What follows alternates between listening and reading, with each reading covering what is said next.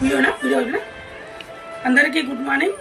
ఈరోజు నేను సుభాష్ చంద్రబోస్ గారి కరంగలి మాల తీసుకున్నాను. నాకు స్పీడ్ పోస్ట్ ద్వారా చేసినట్టు ఇది ఒంగోలు నుంచి ఉంది. ఇక్కడ అడ్రస్ చూసుకోవచ్చు. ఆయన అడ్రస్ ఇది.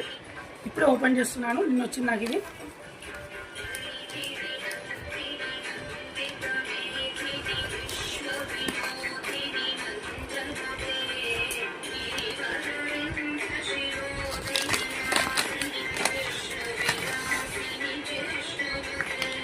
ఇదే కరంగలి మాల మన సుభాష్ చంద్రబోస్ గారు నాకు సెండ్ చేశారు.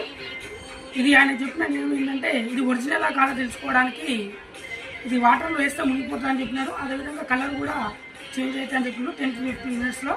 ఇప్పుడు నేను ఇది వాటర్లో వేస్తున్నాను, అందరూ గమనించండి.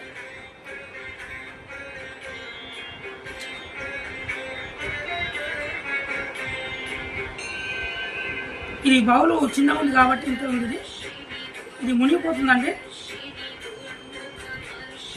కాకపోతే ఇంకా పెద్దగా ఉంటే కొంచెం ఎక్కువ మునిగిపోతుండొచ్చు. అలా ఉల్టేస్తాను. ఇది మునిగిపోతుంది. పైకి తేలినట్టుంటే ఇది డూప్లికేట్ కరంగలి మాల అండి.